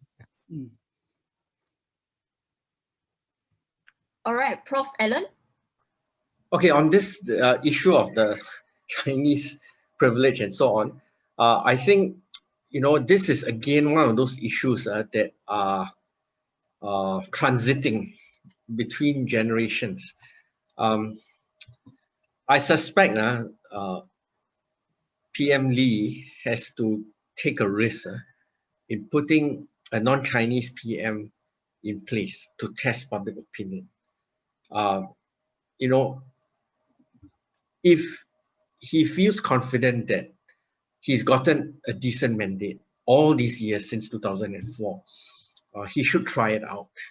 The way I think then PM Lee Kuan Yew tried. Of course, you can say Lee Kuan Yew never put a non-Chinese PM in place, but there was talk when Goh Chok Tong was selected as his successor that Goh would be a seat warmer. But Goh turned out to have exceeded his expectations. So I think the same experiment should be performed. And I mean, this is from my imagining the perspective from inside the Istana. But on another level, if you think about the relative success of our messaging, I should say the PAP's messaging, let me correct myself there, about how we've come so far as a nation, and you look at how Singaporeans of all ethnic groups celebrate National Day, and even occasions like Hari Raya, Christmas, Chinese New Year, and so on. Everyone buys everyone else's, kueh and things like that. Do you think that we are still stuck in 1965? I think this is again going back in circles, because you remember what the earlier panelists' comments were about how this is a party that seems not to have, placed their hand on the pulse of the changing electorate. So this is, I think, one of those, Of course, there's always the older generation saying that, oh, we've grown up with a PAP mostly showing that the PM has to be from the Chinese ethnicity and so on. But how do you know Singaporeans are not ready? How do you know? All right. And I think people had no complaints when the late Mr. S.R. Nathan was our president for 2 terms. Did anybody say, that was a wrong choice? I didn't hear anything to the contrary. So I think one needs to take a risk, assuming that, the first generation PAP's leaders' policies have not gone totally awry. We should try, all right, to suggest that, this idea of Chinese privilege is a myth. Okay, just to expand a bit, perhaps a bit more on this topic of Chinese privilege and race and religion in Singapore. There is a hypothetical question by Debbie, and he says, or she says that given that there's some backlash against the statement of Singapore is not ready for a non-Chinese prime minister, how likely is it that Prime Minister Lee would change course and put Tharman in place? All right, I just want to go and add. I think I wanted to respond to this question as well. I think I don't think that the Prime Minister would actually put Tharman in place, even though if he changed his mind about it. The thing over here is that I think the transition has already lapsed. So Tharman himself has already voiced out very clearly that he doesn't want to be put in that position. Now, if you have a very unreluctant prime minister, or you think that he'll be a good prime minister, someone who's very reluctant, a very reluctant person, you don't want him to take on the prime ministership. And so I think that moment has lapsed completely. It's a missed opportunity by a prime minister in that regard. So would it change course, and put Tharman in place? The short answer is definitely not. But will he be able to put someone else in place? Then I think there might be a possibility if he's willing to take the risk. We'll have to go and see. But I think, that leads to the next things, whether is this person, he or she, competent enough and has the capabilities to lead not just the nation, but also the entire team at this point in time. And, besides Tharman, I don't really see anyone having that kind of influence within the party. That's what I want to go and say. But I think back on this Chinese privilege thing, I think I've spoken this in some of my lectures as well. And I think there exists a sort of a Chinese privilege here, but I don't think we should equate it. And there have been some in society that equated it to the level of what we see in the US with Black Lives Matter, and that becomes a little bit problematic because what happens in the US is a very different historical background, and to compare that sort of privilege or of the whites in the US and compare it with what we have in Singapore, it could be unfair in terms of its measurement. But I'm not saying that it doesn't exist. Chinese privilege still exists. I think the important thing is to note that, when we, all of us, when we go out and have a conversation, how do we react when it comes to minority issues? I think that is something that we have to be mindful about. And, sometimes some people can say, oh, it's just a joke. Why you take it so offensive? No, it's not a joke. Because if the reverse happens to you, it's not a joke. And I think in terms of that, because the majority, you see, being a Chinese, right? But anyway, Chinese, right? The thing is that you have the backing of the majority there. So when you say, no, it doesn't affect me because you got the majority. But we don't put ourselves in the position of the others, where, it is not the case. The thing is that have people been targeted specifically because of their race, like what we see in the US? While there might have been some incidents here and there, but I don't think it's at the level again of what we see in the US, where the blacks or the African Americans there are specifically targeted. So when there's a crime, you say, aha, it's a black chap, right? There's no two ways about it. He's hooded, he's black. But in Singapore, when there's a crime, we don't say the first thing our instinct is just say, oh, is this person of what race? So I don't think we are at that level of, a disconnect yet. But again, I think I do believe that there is still some amount of Chinese privilege here, and not that I agree with it at all. With this whole, holier than thou mindset again, but it happens. It's there. Yeah. Can I come in, Nell, for 1 second? Nell? Yes, sure. Then after that, Sorry. we'll I think we had an excellent discussion on Chinese privilege, and I think Walid, Ellen, and Felix, excellent. And I think one of the takeaways would be however you describe it, I think it's good to be mindful of it, and we do not want to go down the drain, which have actually torn societies apart. I think that's one. That's my rallying cry all the time. But if I want to go back to the earlier one about succession, and maybe after that we can go to another topic. And the point is this: the PAP has from day one, but especially since 1963, when it trounced its so-called opponents from within and without, undertaken and developed a culture of always producing, preparing, generating, socializing, and putting into place the next generation of leaders. So Gen 1 got Gen 2 ready, Gen 2 got Gen 3 ready, Gen 3 appearingly got Gen 4 ready. I think the interesting question would be, if the Gen 3 fail to get the Gen 4 ready, what will this do to the PAP? What will this do to the legitimacy of the PAP? What will the voters think about the PAP? What will the opposition think about the PAP? And will this be the beginning of the end of the PAP? I think these are interesting questions, difficult to answer, but I think it's worth thinking about it. And all these are iffy questions. And let's bear that in mind. And I think the burden is on the shoulders of the guy currently sitting in Istana, the Prime Minister. The Prime Minister and the SecGen. If he fails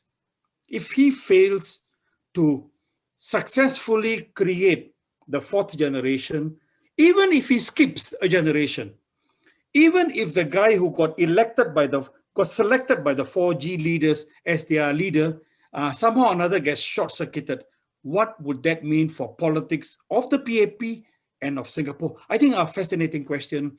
I just want to throw it out, and I'm just wondering whether Nell, we got other issues to discuss now because time is running out. Yes, perhaps a very, very quick last comment from KK before we touch on the issue of LGBT.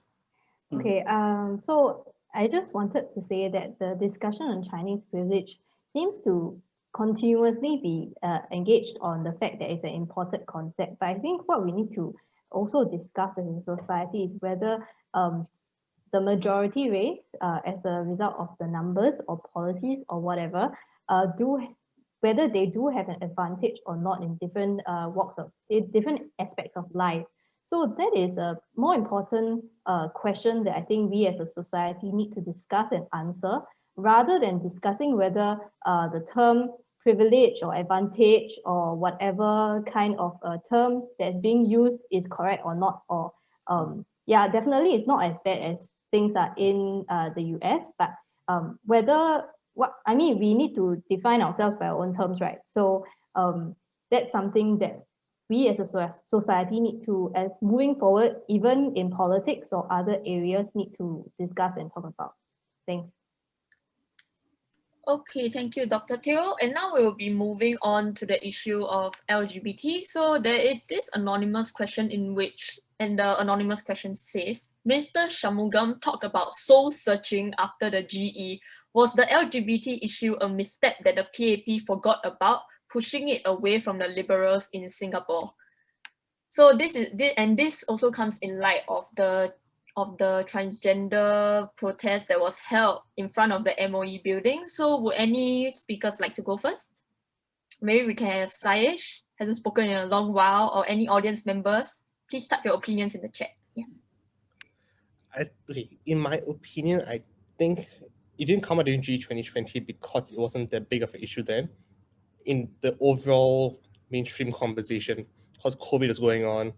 And I think that was in the forefront. A lot of social issues weren't as covered, other than race.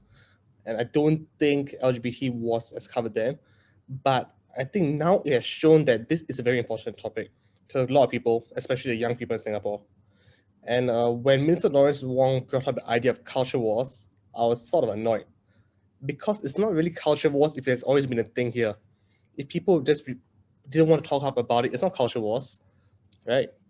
And if the culture wars are really here, I want to ask Minister Lawrence Wong whether he's on the wrong side of the culture war, right? So I think that is something that we have to ask for the people to really consider. Yeah, I think that's my quick point for now. Maybe I'll join back in later on. Okay, audience members, you may type your opinions inside the chat, inside the Zoom chat. Feel free to. Any other speakers want to add on?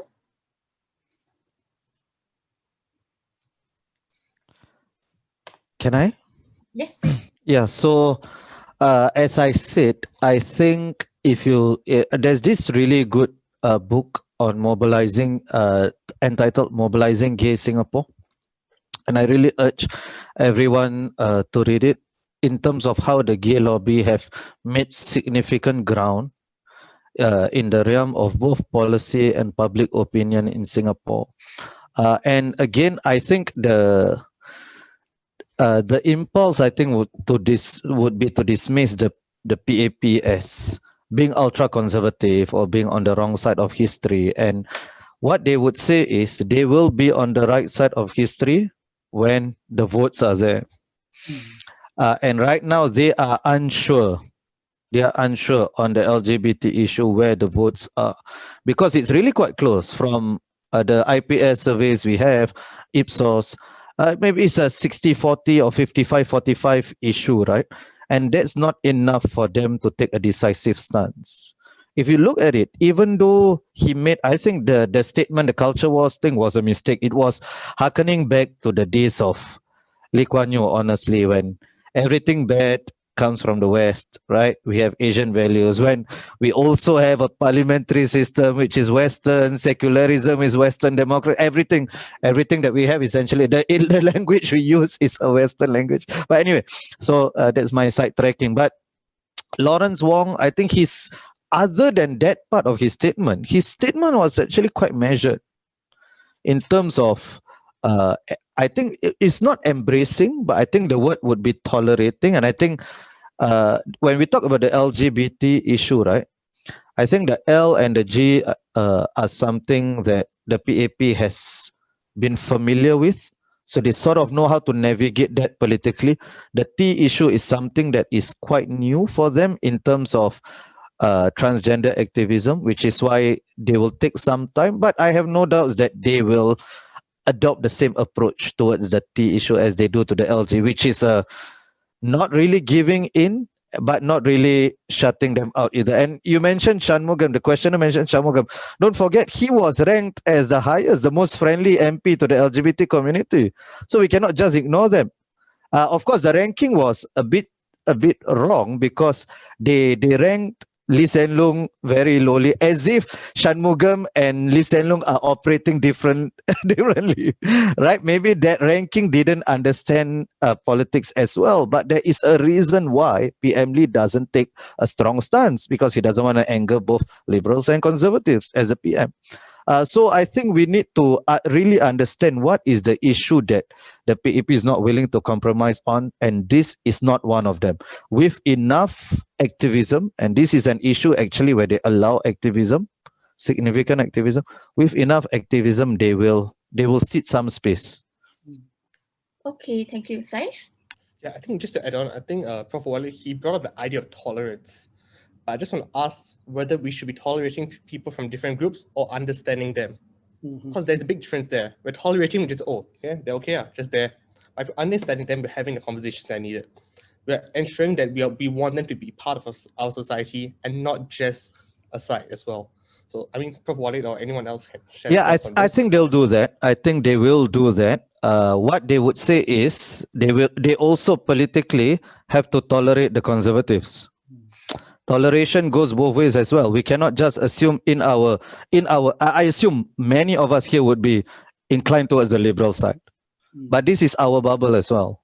There is a significant portion of conservatives, and if you want to build a democratic society, you cannot just dismiss them as backwards, as relics of the 1960s. We also have to tolerate and understand those people as well, as difficult as it is. And that's why, you know, if I were to go back to the issue of race, right, I fully understand if people do not see the views of the minorities, and my response cannot be one of anger.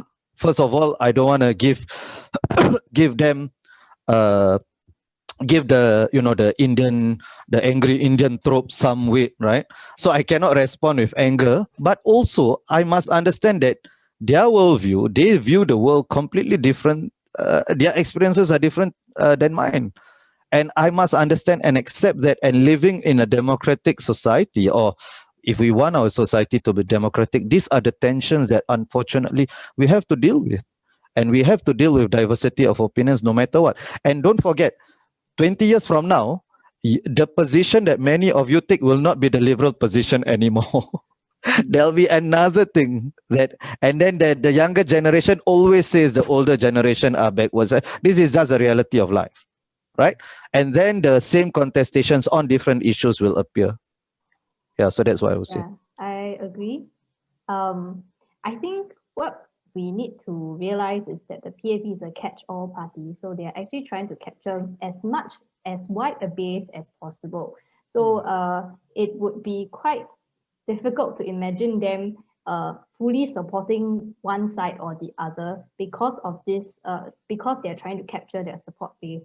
So what they can do is to make sure what they say and the things that the policies they do cater to as much of a majority as possible. So unfortunately, some of the minority groups will be left out in that sense. That is unfortunate, but I think we also need to realize that with tolerance, then acceptance may come. So when we actually start with that step, and then we continue to raise issues in a civilized manner and have discussions, that is where the progress will go. Because we also need to realize that the politicians, in order for them to do policy, they need to win the election. So they will definitely need to keep an eye on what the electorate wants and who they are trying to get. So that's something we should keep in mind for now. If I just come in quickly, you know, I've been teaching here for 4 decades, and KK, you are right. You know, what I've seen is how this issue has been surfaced over the years, not just by the PAP and the opposition, but just in general. And increasingly, you can see greater acceptance in the society, but you have not been able to see this being translated into politics yet. And I think there are 2 other small issues which are related. One is religion together with this. Okay, you cannot run away. But someone once told me from overseas, he said, until every politician's family member have one LGBT member, they're not going to change. We have in the Prime Minister's house today someone who is an LGBT member already. And I don't know how many other houses we have. So this is no more a question of understanding. It's a question of tolerance. Sorry, not a question of tolerance, it's understanding. But more than that, I mean, you should see how Lee Hsien Yang explain his position. I won't say predicament, his position. And I tell you, and then how Hsien Yang and Sut Phen went for the marriage of his son in South Africa. I mean, it's amazing. We are all parents. Tomorrow, what are we going to do? And I tell you, this thing is going to be even more and more open. I was an instructor in the Officers Cadet School. I tell you, we used to punish these people. This is the early 70s. Today, the ball game have changed. So I think it's so good to see how this issue being debated, being discussed, being publicized. It shows we have come a long way. When are we going to shift that the other way in terms of policy? I think the day is nearer, but I think Walid is also absolutely right. You know, those who claim to be liberal today, you are going to see a changing position from them. It's also tomorrow. And therefore, in a way, it's a moving target. But one thing is for sure, the growing understanding, tolerance, acceptance, I think is increasing. I mean, I've not done any research about it, but I can see it. I got so many of my students, so many of my friends, so many of their children, all in this position. And then the question as adult, I'm a grandpa today. Then the question, what do you do? What do you do? Are you going to disown such a child? Do you think the child is a weirdo? You think the child is possessed by a devil? No, right? He's your beloved little prince or princess, you know. So I think society is going to change, and let's pray it happens, huh? Okay, I stop there. Okay, Prof. KK, would you like to add anything? Okay, then we'll be moving on to perhaps what's the final. A question by Royston states that based on the most recent IPS survey, does the evidence still support the existence of a silent conservative majority, and why does the notion still persist? I cannot comment on the silent part, but I can talk about whether the majority is still conservative. So if we look at the cluster analysis we did at the end, it does seem to show that quite a big portion of the population that we have sampled actually feel that on the issues on social aspects, they are still relatively conservative. So they are not raring to go for LGBT rights or euthanasia to be legalized and things like that. They are still quite reserved on those stances. It is where democracy and economics is concerned, where there is a greater consensus on, democracy is good and free market economy is good.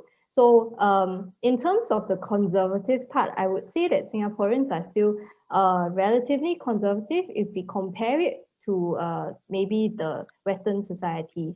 But we do see that there has been shifts towards more acceptance. So at least there are not that many, that big a proportion of people who are saying that homosexuality is never justified. Again, we can talk about the question wording in a separate discussion, but that is really the what we have found, which is people are more willing to give it some gray area rather than immediately dismissing it. So there is grounds for some optimism.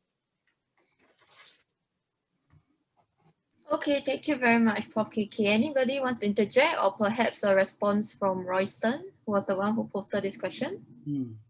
Good to hear from Royston. What does he say? What does he think?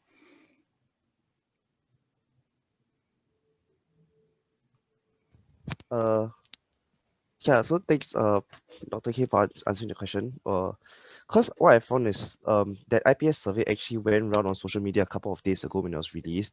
And it's true that the majority is still leaning conservative, but it seems that we are still also seeing like more people shifting to the neutral ground, especially if we also look at the questions on the left versus right, conservative versus liberal. Yeah, so I think the bigger question actually focuses on the word silent here, because I mean the IPS survey doesn't address it, but I think the notion of a silent conservative majority has been dominant in political discourse for the past decades, as the PEP keeps bringing up that, oh, we're doing this because there's a silent voting bloc that doesn't speak out but actually are very conservative, and it's only a very small vocal minority who's pushing for all this activism. Like previously was climate change. Now that climate change is the consensus, they moved on to talking about LGBT euthanasia as the new vocal minority. So that was the focus of the word silent. Probably what I would say is for every issue, right, people who are extremely agreed with who extremely agree with the issue or extremely disagree with the issue, they will be the loudest voices because they have a stance. People who are in the middle are likely to be like, oh, okay, I hear your point, I hear the other side also, but I don't really know what to say because I don't have a very well-formed view about this issue. So in that sense, I think they would be silent, but the issue is the people who are closer to the, who the majority of people are slightly moving towards the center more and more. So if that's the sentiment in society, I think we also need to recognize that, and it will probably also show when we see the different policies that come up, because when people think about policies, they are going to debate, right? So the more we hear about the more nuanced type of views, then we would realize that, oh, okay, so for this particular issue, we are actually seeing more people who are towards the, the middle rather than on the left or on the right. One just small point. In other societies, this kind of debates, you see actually another nuanced term being added to it, and that is intense, silent minority. Intense, silent minority. So what distinguishes them is actually their level of activism. I won't say extremism, but activism, ideological. I mean, it's like the white supremacy movement and something like that. So I don't think we are there yet, but the kind of exchanges which we have done today, I think this is an area we need to watch. When will someone come up forward and become intense? I mean, don't forget, in the United States, the white supremacists are prepared to kill. But don't forget, the people who are also prepared to kill are the anti-abortionists. They're also prepared to kill. And this is where this notion of intense comes in. And I don't think we reached there, but this is one place to look out for. And I tell you, that will be a defining moment. But, great, good to hear these things, yes. All right, any of the speakers, perhaps maybe Prof. Felix or Prof. Alan, would like to comment on the notion of silent majority? I think just a small little comment about the silent majority or silent minority there. I think in Singapore politics, right, I mean, sometimes we all want to do a survey that encapsulate all people of Singapore, right, the entire larger state. But I think, when it comes to voting and comes to election, sometimes we all missed out that we don't look at the constituencies and how it functions, because each constituency will have a different makeup. Like what we saw in Sengkang, we would have expected, if Singaporeans are all conservative majority, right, then I think Sengkang would have fallen to the PAP. In fact, Hougang would have fallen to the PAP as well. But it did not happen that way, and even Aljunied. So it all did not happen that way. So I think if there's ever going to be a future survey, perhaps it's going to go by constituencies. I don't know whether that would work as well, because they might have different expectations. I'm not saying that there will be an east and west divide or north and south divide, that saying that people living in Yishun are more conservative than those people living in central area, or people living in Jurong are very conservative, but those in Tampines are so liberal. So I'm not saying that, but the constituency will have that kind of that range, and also that shift as well, and tilting the balance. And from there, I think we can also come to a conclusion as in where actually the liberals are situated. I mean, in a way, it might not be all, but it could be in that way. Because right now we just say that, there's this majority of Singaporeans, but what is this majority all about? Where are they? You also need to see who are the parties contesting in each constituency. Yeah, and that's right as well. Who are the parties involved there? I would like to make just an anecdotal point. If you look at the social media dimension of GE 2020, even someone like myself, not very active on social media, but on WhatsApp, everyone turns it on every day. You see a large number of videos by people in their 50s who are saying, that they're disgruntled with the state of things financially. All right, they're talking about the bread and butter issues, not about COVID-19. Although one or two did talk about it in relation to why the PP had to call an election when we were still just about in the middle of the fight against COVID-19. So I think during G 2020, a lot of these so-called silent majority people actually spoke up. And you go to your usual haunts, either in the wet market, food courts and things like that. You hear people talking about politics all the time. So where is this silent majority anymore? Because I think people felt that this indeed was the crisis of a generation. to borrow the Prime Minister's words. And there's no point being silent. All right, I'll leave it there. Nell? Okay. Yeah, Nell, can I? Yeah. So I think we are probably talking about different things when we talk about liberals and conservatives, because we really need to talk about, are we talking about social conservatism? We are liberal and conservative on what? On LGBT issues? Because that's not the same. Somebody can be politically liberal, but economically conservative, for instance, right? I'll give you an example. So in Florida, this time round, a state which voted that Donald Trump carried, they also voted for the minimum wage. So they are economically progressive, but socially conservative. What are we talking about?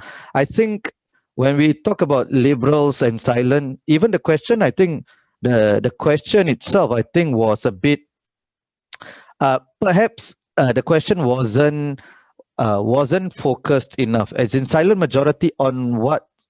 Silent conservative majority on what? On LGBT issues is probably going to be different from the silent conservative majority on race issues. We must not assume that there's a complete and nice overlap. Silent conservative majority on PAP, which is very different, I think. So one can be an economic liberal but a political conservative, vice versa. And we just need to be a bit more careful when we talk about conservatives and liberals. Okay, I think there was a response in the chat by Brian. He stated that he was asking about the power of conservative Christians in cabinet. Maybe Brian, you would like to comment a bit further on that? Yeah, sure. Hello, thank you so much for having this. I enjoyed it very much, listening to all the speakers and all of you. So yeah, I mean, I just mentioned that comment because yeah, I think hearing some of the speakers speak about liberals and conservatives in Singapore and how there's a need to accept certain viewpoints, but also balance between liberals and conservatives.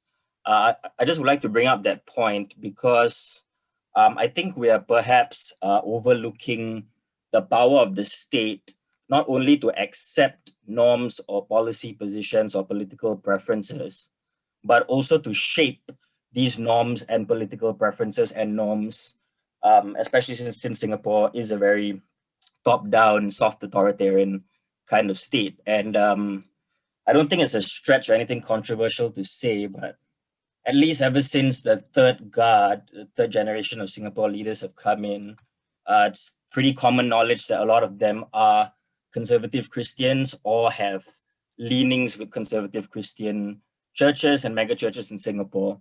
And I'm just wondering how much of these religious leanings explain their policy preferences, not only towards LGBT issues, because that's been mentioned a lot, but I'm thinking more along the lines of the ban against the Watin concert, for example, 2 years ago, and a couple of other issues. Because if we're supposed to be a secular state, then why are we allowing conservative Christians to dominate the agenda? Thank you. Yeah. So I think, thank you, Bob, for that. I think the conservative Christian trope in the cabinet, I think it's a bit overblown. I understand a lot of people do mention it, and you hear this especially from academics who tend to be more liberal as well. I do think just looking at the workings of the PAP, right? Probably that is a bit overblown. Don't forget, who's the second most powerful person other than PM, right? Who's the second most powerful person in Singapore? Minister Shanmugam. Do you think he would really give an inch to conservative Christians if it meant, I mean, in the public sphere? Probably not. And he was the one who was behind the Watin thing more so than conservative Christians were, right? So I do not want to dismiss that idea instantaneously or immediately. I do think it can be overblown. And don't forget, Lee Kuan Yew had a particular suspicion towards conservative Christianity. He and suspicion is a very mild word I'm using. He has openly stated that, and you can see that, as I said, the Kader Party reproduces itself. So in that sense, they would check to ensure that no conservatives who are openly proselytizing politically would be allowed to dominate the cabinet. So I'm actually not too worried about that. I think the conservatism from the PAP doesn't come from religious ideas. It actually comes from a secular desire to hold on to power and manage society. Okay, thank you very much, Prof. Walid. Any final comment before we wrap up this session? Maybe Prof. Singh, you would like to end because you started the I session. started it. I just wanted to say it was awesome. But if anybody else would like to, and in fact, on behalf of the department and PSSOC, great job. We believe that there's nothing more important than an idea whose time has come. We are very civilized. We are very responsible. We know this is the only home we have. We want to secure it. We do not want to securitize it. So they're two different things. And I think we have done very, very well. And I'm really proud of the staff, the students which we have produced. We fear nobody, and we don't do things for anybody. We believe in what we are doing. So help me God. And I think we've done a great job. And this is another testimony. Alan, Walid, Felix, KK, and students, Saishwar, and then from PSSOC. And I'm sure everyone who is listening out there, you also fall, and the thousands which we have produced before us. So I'm actually proud of this, and then keep going, so that as they said, even wherever we have gone, when we look down, we are proud of you guys. Okay, yes, Prof. Walid. No, Nell, JJ wanted to say something. Ching Che. Oh. Hi. Yeah. Hi, sorry, this is just one very quick point with respect to what Brian Charles mentioned about conservative Christians. I personally think that our Speaker of Parliament, Tan Chuan Jin, he has been very open about his faith. And I think in an interview recently, he said about how he's not shy about sharing his faith, and he believed that one could be a follower of Christ and serve in public office concurrently. So I just wanted to ask the panelists any comments or views on that.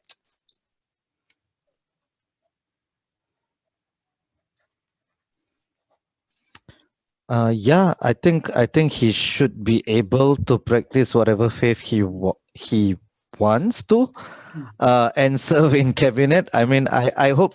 I mean, what can I ask, JJ? Are you suggesting that he cannot do that, or what's the question actually?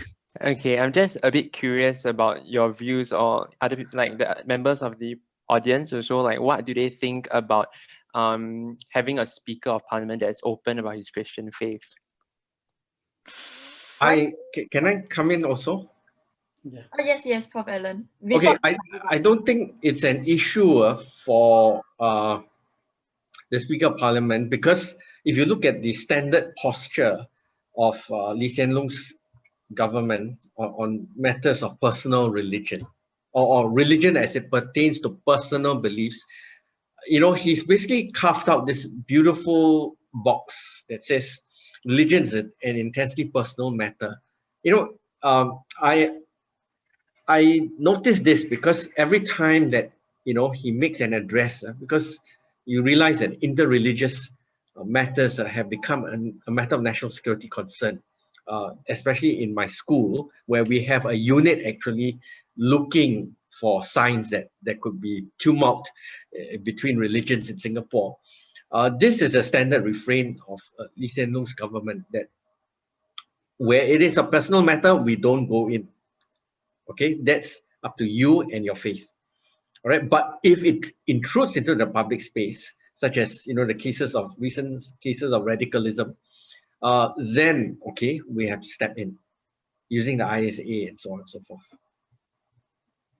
I think my point on this would be quite agreeable with Prof. Alan's, in which it is true that we are a secular state, and therefore it might somewhat arouse some discussion about how Tan Chuan Jin actually suggests that, like, he puts that he's Christian and that helps him to sort of strive for his endeavors in his political position.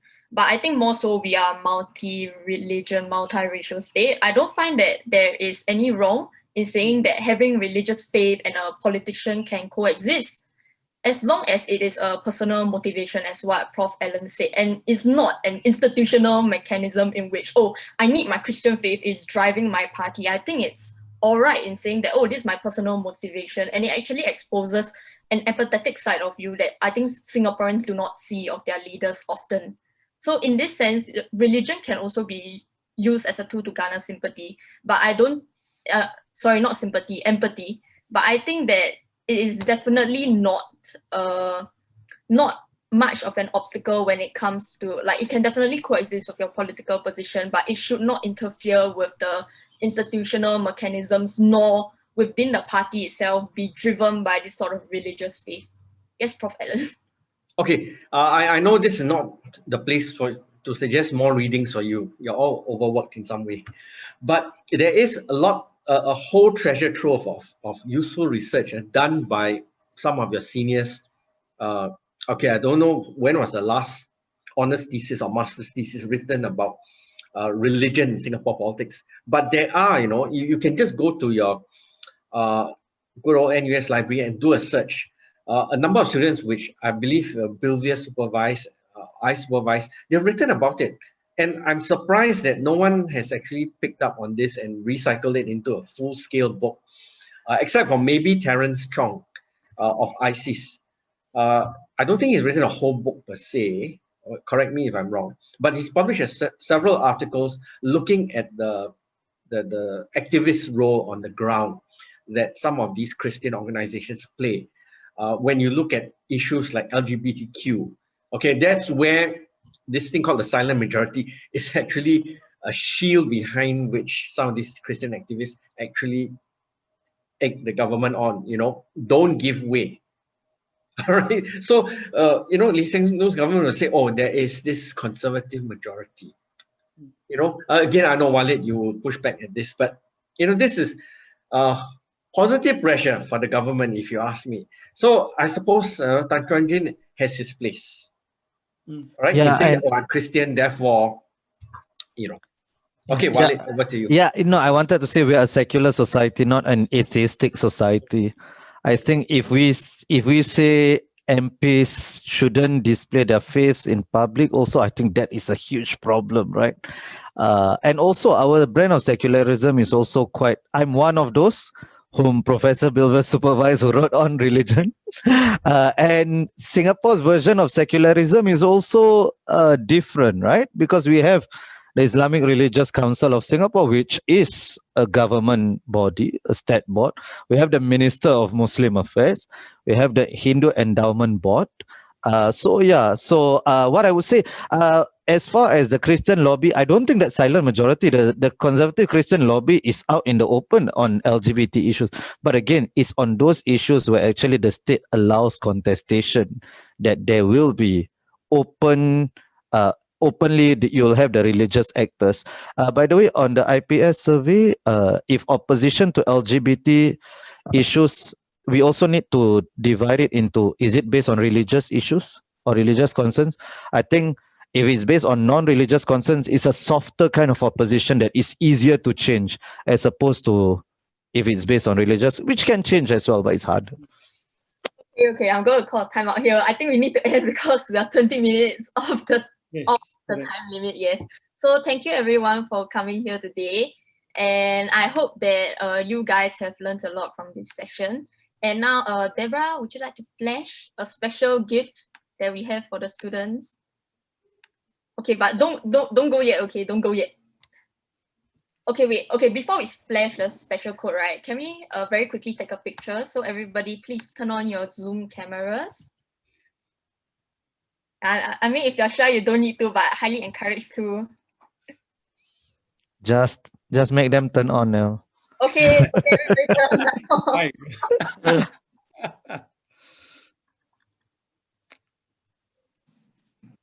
Okay. Deborah, would you like to take a picture? Help us take a picture. All right, so there are 3 screens. I'll just say 1, 2, 3 3 times, and then each time I'll just let you know like basically when will be the next one lah. Yeah. Okay, so first screen. 1, 2, 3. Okay. Next screen will be 1, 2. Oh. Would you prefer to switch on your cameras because we don't have 3 full screens of Prof, you should deduct participation marks who don't from those people who don't turn on their screen. Yeah, okay, Nell, I take that into consideration. Then suddenly you see a lot of people turning on. Yeah, I think okay. If we don't turn on your cameras, we'll just take your name lah. So so that's done. So as a little incentive-ish for you to and to thank you all for coming for this event, we have a little surprise. Yeah. So this is basically by the with the support of World Scientific, and of course this is the book that our 3 panelists have written. So we'll be giving a 25% off for all book sales. This will be the code, and it'll be valid until 28 February. Okay, thank you. Those who need to go can go, but just while we flash this book sale screen, book sale picture on the screen, right? I think our founder Winston Wee wants to wants to address us for a very short moment before you all go. Yeah. Okay. So thank you very much for coming over for this event. I think this event won't really, come alive, if it weren't for you guys, if it weren't for the panelists, if it weren't even for PSSOC. So a lot of these issues that are being sort of discussed today, they can be contested in many different social settings. They can be sort of planted in so many different social milieus. I think, things like conservatism, for example, they take on many meanings. What does it mean to be conservative? Do you mean, being actively conservative, or do you mean, voting and erring on the side of conservatism? Yeah. So these are the issues that, that can continue to haunt us, even beyond GE 2025 when it comes, even beyond the 4G taking over, even beyond, let's say another political party forming its own government. Yeah. So I hope 90% will continue with my successors. This will of course be my last 90% before I step down. Yeah. So thank you very much. Yeah. Now. Okay, thank you guys. I don't know whether I'll still see you around, but see you all around. Okay, thank you to all our speakers here who really made times out of their schedule to join us. And thank you for all you NUS, NTU, and SIM people turning up. This is our very first inter-university 90% actually, which we had actually students, even master students joining us. So thank you very much. Hope to see you again. Some of the speakers will be staying back, some of them have to go, but if you have any questions, you can ask them in the Zoom chat. Yeah. All right. Thank you all for coming today. Thank you. Thank you. Thank you. God bless you. God bless you.